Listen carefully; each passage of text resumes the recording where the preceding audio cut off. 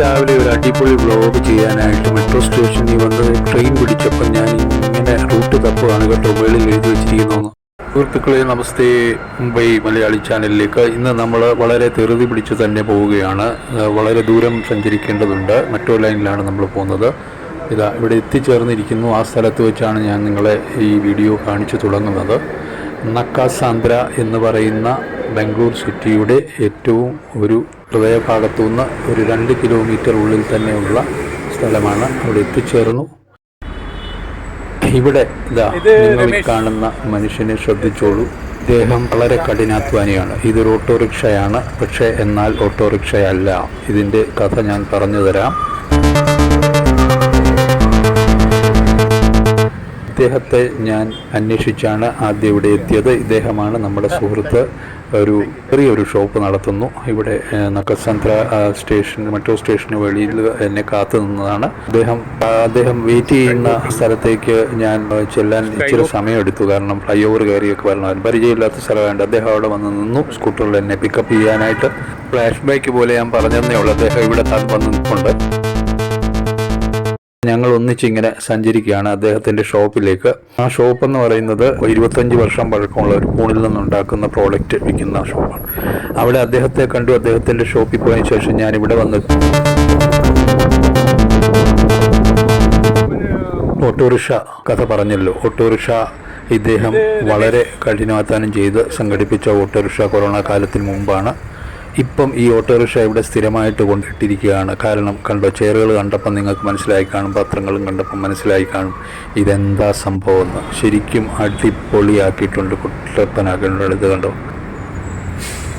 Rice ചോറാണ്, അതായത് fried rice ഉണ്ടാക്കാനുള്ള ചോറാണ്. എല്ലാം പാകപ്പെടുത്തി ഇവിടെ തയ്യാറാക്കി വെച്ചിട്ടുണ്ട്.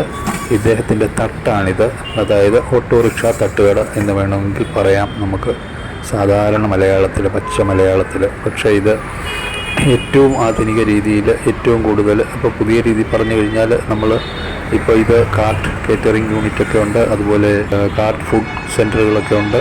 ഇദ്ദേഹം ഒരു സാധാരണ മനുഷ്യൻ, പേര് രമേശ്.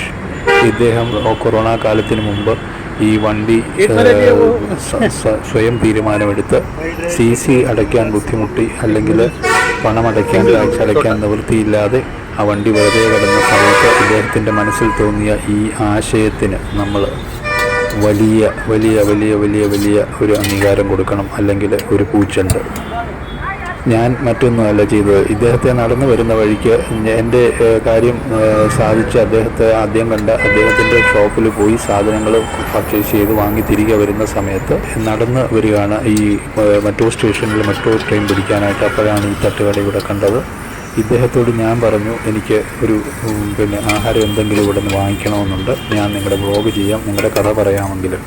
അദ്ദേഹം എന്നോട് അവിടെ നിന്ന് നിർത്തി കഥകളെല്ലാം പറഞ്ഞു തന്നു. ഓരോന്നായി ആ കഥകൾ കേൾക്കുമ്പോൾ നമുക്ക് വിഷമം തോന്നും. കാരണം 2 കുട്ടികളെ വളർത്തണം, കൊച്ചുകുട്ടികളാണ്, സ്കൂളിൽ പഠിക്കുന്നു, ഭാര്യ അടങ്ങുന്ന കുടുംബം.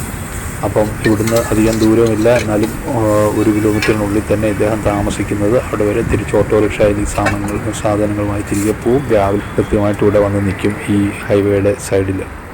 മെട്രോ ലൈൻ മേളിൽ പോകുന്നു. മെട്രോ സ്റ്റേഷൻ 2 സ്റ്റേഷൻ അപ്പുറത്തും ഇപ്പുറത്തും ഒരു കിലോമീറ്റർ ഇടവിട്ടുണ്ട്, വ്യത്യാസത്തിലുണ്ട്. ഇദ്ദേഹം ഇവിടെ നിന്ന് ഈ പാകം ചെയ്യുന്നത് ഫ്രൈഡ് റൈസ്. ഞാൻ പറഞ്ഞു ഫ്രൈഡ് റൈസ് എനിക്ക് വേണ്ട. ഒരു ഫ്രൈഡ് റൈസ് കഴിക്കാൻ പുള്ളി നിർബന്ധിക്കുകയായിരുന്നു. ഞാൻ പറഞ്ഞു വേണ്ട, എനിക്ക് ന്യൂഡിൽസ് മതി, ചെറുതായിട്ട് മതി, ചെറിയ ആഹാരം മതി. കാരണം ഉച്ച സമയമാണ്, അല്പം വിശപ്പേ ഉള്ളൂ, എന്നാലും കുഴപ്പമില്ല, കുറച്ച് കഴിക്കാം. കാരണം പുറത്തുനിന്ന് അധികം ആഹാരം ഞാനങ്ങനെ കഴിക്കാറില്ല, എന്നാലും അത്യാവശ്യത്തിനൊക്കെ കഴിക്കാറുണ്ട് വ്ളോഗ് ചെയ്യാനൊക്കെ. അപ്പം നൂഡിൽസ് പറഞ്ഞ് അദ്ദേഹം നൂഡിൽസ് ഉണ്ടാക്കുകയാണ് പ്രകൃതിയായിട്ട്. അദ്ദേഹത്തിൻ്റെ ഈ കലാപരിപാടി തുടങ്ങിയിട്ട് കുറേ കാലം, കലാപരിപാടി ഞാൻ ഉദ്ദേശിച്ചത് കൈവഴക്കമാണ് കേട്ടോ. അദ്ദേഹം കുറേ നാളായി ഇതുമായിട്ട് നിന്ന് കണ്ടാൽ തന്നെ മനസ്സിലാകും. പെട്ടെന്ന് അതിട്ടപ്പം ഞാൻ പറഞ്ഞു, ഇതൊക്കെ ഈ ചട്ടിയൊക്കെ ഒന്ന് പൊക്കി അത് ഇങ്ങനെ ഒന്ന് ഉയർത്തിയിട്ടൊന്ന് തട്ടി അടിച്ച് ചെയ്യുന്ന ഒരു പരിപാടി ഉണ്ടല്ലോ, അതൊക്കെ ആകുമ്പം ഭംഗിയായിരിക്കും കാണാൻ ആൾക്കാർക്ക്. എന്താ പറയുക, അതും വെയിറ്റ് കൂടുതലായി, വേറെ വാങ്ങിക്കാൻ എനിക്ക് പൈസ ഇല്ല, പൈസ ഉണ്ടാക്കിയെടുത്ത് വാങ്ങിക്കണമെന്നൊക്കെ പറയുകയായിരുന്നു. അപ്പോൾ ഞാൻ അവിടെ നിന്നപ്പം അധികം ആരും അവിടെ വരുന്നില്ല. കാരണം അദ്ദേഹത്തിൻ്റെ കഥ പറഞ്ഞത് ഇതിനു മുമ്പ് കൊറോണയ്ക്ക് ശേഷം പുള്ളി വീണ്ടും തുടങ്ങിയപ്പം അപ്പുറത്ത് നല്ല ആൾക്കാർ വരുന്ന ഒരു ഏരിയയിൽ തന്നെയാണ് ഈ തട്ട് കൊണ്ടിട്ടത്. അദ്ദേഹത്തിൻ്റെ സ്വന്തം മനസ്സിലുദിച്ച ഒരു ഐഡിയ ആണ് ഇങ്ങനെ തുടങ്ങാമെന്ന്. അപ്പം അങ്ങനെ തുടങ്ങി ആരൊക്കെ വിറ്റ് ഇതിൽ കൂടെ വരുമാനം ഉണ്ടാക്കി തുടങ്ങി വരുന്ന സമയത്താണ് കൂടുതൽ ആൾ വരുന്നു എന്നറിഞ്ഞപ്പോൾ അവിടുന്ന് പുള്ളിക്ക് ഷിഫ്റ്റ് ചെയ്യേണ്ടി വന്നു. ചില തടസ്സങ്ങളുണ്ട്, അത് ഞാനിപ്പോൾ ഇതിനകത്ത് പറയാൻ ഇഷ്ടപ്പെടുന്നില്ല. ആ തടസ്സങ്ങൾ പുള്ളി പറഞ്ഞത് പലരും വന്ന് പുള്ളിയെ നിരുത്സാഹപ്പെടുത്തുന്ന രീതിയിൽ പലതും ആവശ്യപ്പെടുകയും ഇത് പല രീതിയിൽ എന്തെങ്കിലും ആട്ടെ, അതിപ്പോൾ ഞാനിപ്പോൾ കൂടുതൽ പറയുന്നില്ല. അത് എല്ലാ സ്ഥലങ്ങളിലും ഇങ്ങനെയൊക്കെ ഉള്ളതാണ്. അപ്പോൾ അത് സർക്കാർ തലത്തിൽ അതിന് നടപടിയെടുക്കണമെന്ന് അദ്ദേഹം പറയുകയാണ് എന്നോട്. സാധാരണ നൂഡിൽസാണ്, അതിനകത്ത് കുറച്ച് പച്ചക്കറിയൊക്കെ പിച്ചിട്ടിട്ടുണ്ട്, കുറച്ച് ക്യാരറ്റും അതും ഇതൊക്കെ ഇട്ടിട്ടുണ്ട്. അതിൻ്റെ പുറത്തൊരു ഉള്ളിയും കൂടെ വിതറി പുള്ളി ഞാൻ പറഞ്ഞ അങ്ങനെ മിതമായിട്ട് മതി എന്ന് പറഞ്ഞു. അപ്പം ഒരു പ്ലേറ്റ് നിറച്ച് തന്നു എനിക്ക്. അത്രയും വേണ്ടായിരുന്നു, എന്നാലും ഞാൻ കഴിച്ചു. അദ്ദേഹത്തിൻ്റെ വിഷമങ്ങൾ പറയുക. രമേശ്, ഇത് റോഡ് മുകളിൽ കൂടി മെട്രോ ലൈൻ പോകുന്നുണ്ട്, കണ്ടോ? Metro train. അപ്പോൾ മെട്രോ ലൈൻ മുകളിൽ കൂടെ പോകുന്നു, മെട്രോ ട്രെയിൻ പോകുന്നു എന്ന് പറഞ്ഞിട്ട് കാര്യമില്ല. ഇവിടെ ആൾ വരുന്ന ഒരു സ്റ്റോപ്പോ അതുപോലുള്ള ആൾ ധാരാളമായിട്ട് വരുന്ന സ്ഥലമായിരിക്കണം. ഞാൻ അദ്ദേഹത്തിന് എല്ലാവിധ ആശംസകളും കൊടുത്തു. നല്ലത് വരും എന്ന് പറഞ്ഞു. കൂടുതൽ കാര്യങ്ങൾ ചെയ്യാൻ അദ്ദേഹത്തിനോട് പ്രോത്സാഹനം കൊടുത്തു. അപ്പോൾ അദ്ദേഹത്തിനോട് ഞാൻ പറയുമായിരുന്നു, ഇത് മാത്രമല്ല മറ്റ് വെറൈറ്റി ആയിട്ടുള്ള ആഹാര സാധനങ്ങൾ അവിടെ വെക്കണം. ഒത്തിരി ബുദ്ധിമുട്ടുള്ള ആളാണ്. നമസ്തേ. വളരെ കഷ്ടം തോന്നും, വിഷമം തോന്നി. എത്രയും കഠിനാധ്വാനം ചെയ്യുന്ന ആൾക്കാരും ഉണ്ടല്ലോ ലോകത്ത്. നമ്മളിങ്ങനെ ഇറങ്ങിത്തിരിക്കുമ്പോഴേ അറിയുള്ളൂ. അപ്പോൾ ആരും അവിടെ വന്നു. അദ്ദേഹത്തോട് ഞാൻ പറഞ്ഞു, വീഡിയോ ഏൽപ്പിച്ചിരുന്നു എടുക്കാനായിട്ട് എൻ്റെ കഴിക്കുന്നതായിട്ട്. അപ്പം ഞാൻ പറഞ്ഞു അതിക്ക് തന്നേക്ക്. അപ്പം ഒരു സ്ത്രീ അവിടെ വന്ന് വാങ്ങിക്കാൻ ഓർഡർ വന്നു. എനിക്ക് വളരെ സന്തോഷം തോന്നി. അപ്പുറത്ത് രണ്ടുപേര് മാറി നിൽപ്പുണ്ട്, അവർ ഓർഡർ കൊടുക്കാനായിട്ട് വന്നു. ഞാൻ വന്നപ്പോൾ ഒരു 2-3 പേര് കൂടിയല്ലോ. അതുവരെ ആരും ഇല്ലാതിരിക്കുമായിരുന്നു പാവം. അപ്പം ഇദ്ദേഹത്തിൻ്റെ ഈ ഒരു ഇവിടെ തുടങ്ങിയതിന് ശേഷം അവിടെ നേരത്തെ കടയിട്ടിരുന്ന സമയത്ത് അവിടെ വന്നുകൊണ്ടിരുന്ന 2 കിലോമീറ്റർ അപ്പുറം വന്നുകൊണ്ടിരുന്ന ഒരു സ്ത്രീയാണ് ഇപ്പോൾ ഇവിടെ വന്നതെന്ന് അദ്ദേഹം എന്നോട് പിന്നീട് പറയുകയായിരുന്നു. കാരണം അവർക്ക് ഫുഡ് ഇഷ്ടമായിരുന്നു ഇദ്ദേഹം ഉണ്ടാക്കി കൊടുക്കുന്നത്. അപ്പം അവിടെ ഇല്ലാന്നിട്ട് അദ്ദേഹത്തെ തേടി പിടിച്ച് അന്വേഷിച്ച് ഈ അദ്ദേഹം നിൽക്കുന്ന സ്ഥലത്ത് വന്ന് ഓർഡർ ചെയ്ത് പാഴ്സൽ കൊണ്ടുപോകാനായിട്ട് വന്നതാണ്. എഗ് ഫ്രൈഡ് റൈസാണ്, വളരെ രുചികരമായിട്ടാണ് അദ്ദേഹം ഉണ്ടാക്കുന്നതെന്ന് പിന്നീട് ഞാൻ അവരോട് ചോദിച്ച് മനസ്സിലാക്കുന്നു. അവർ തന്നെ പറയുന്നുണ്ട്, ഇതിനകത്ത് സാക്ഷ്യപ്പെടുത്തുന്നുണ്ട്.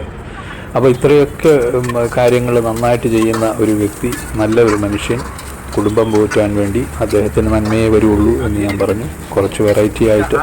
അപ്പോൾ അദ്ദേഹത്തിൻ്റെ ഇഡ്ഡലി ഉണ്ടാക്കുന്ന ചെറിയൊരു സംവിധാനമുണ്ട്. അതായത് ഒരു ട്രേ പോണക്ക് നമുക്ക് അകത്ത് വെക്കാം, ആവിയായിട്ട് അത് പുഴുങ്ങി വരും. ഒരു മിനി ഫാക്ടറി എന്ന് വേണേൽ പറയാം. എന്ന് പറയുന്ന പോലെ ഈ തട്ടത്തിനകത്ത് നമ്മൾ വെക്കുന്ന ഇഡ്ഡലി തട്ടത്തിനകത്ത് ആ പുസ്തകത്തിലല്ല, അല്ലാതെ തന്നെ. ഞാൻ മറ്റൊരു വ്ളോഗിൽ നേരത്തെ കാണിച്ചിരുന്നു ഇതൊരു തട്ടുകളിൽ ഇങ്ങനെ. അതിൽ നമുക്കൊരു 4 തട്ടം അടുപ്പിച്ച് വെക്കാം. അതിലൊരു 24 ഇഡ്ഡലി കൂടുതൽ ഉണ്ടായി. അപ്പോൾ അവിടെ നിന്ന് എല്ലാം വ്ളോഗും കഴിഞ്ഞ് ഞാൻ തിരികെ പോവുകയാണ്. അപ്പം നക്കസാന്ദ്ര എന്ന് പറയുന്ന സ്റ്റേഷനിൽ വന്നിറങ്ങിയെങ്കിലും അതിനപ്പുറത്തുള്ള സ്റ്റേഷനിൽ നിന്നാണ് ഞാനിപ്പോൾ കയറുന്നത്. ഇദ്ദേഹത്തെ പരിചയപ്പെടാൻ സാധിച്ചു. അതുകൊണ്ട് ഇങ്ങനെ ഒരു നല്ല വ്ളോഗ് ചെയ്യാൻ സാധിച്ചു. ഇനിയും നല്ല വ്ളോഗുമായി വരാം. അപ്പം നമ്മൾ മെട്രോ സ്റ്റേഷനിലേക്ക് ട്രെയിൻ പിടിക്കാനായിട്ട് ഇങ്ങനെ നടന്ന് തന്നെ പോവുകയാണ്. എനിക്കെപ്പോഴും നടക്കുന്നതാണ് ഇഷ്ടം. സ്റ്റെപ്പ് കയറി തൊട്ടപ്പുറത്ത് തന്നെ എസ്കലേറ്റർ ഉണ്ട്. ഞാനത് പിടിച്ചില്ല. എപ്പോഴും നമുക്കൊരു എക്സസൈസ് വേണമല്ലോ.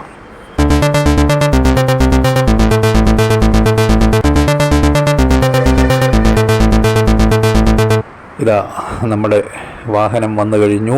അങ്ങനെ ബാംഗ്ലൂരിൻ്റെ ഹൃദയം കവർന്നുകൊണ്ടുള്ള ഈ മെട്രോ ലൈൻ എനിക്ക് വളരെ സന്തോഷമായിട്ട് തോന്നുന്നു. കാരണം പല സ്ഥലങ്ങളിലും ഇങ്ങനെ യാത്ര ചെയ്യാമല്ലോ. ഇതാ വന്ന് എത്തിച്ചേർന്നിരിക്കുന്നു. അപ്പം നിങ്ങൾ വ്ളോഗ് എൻജോയ് ചെയ്തു എന്ന് വിചാരിക്കുന്നു.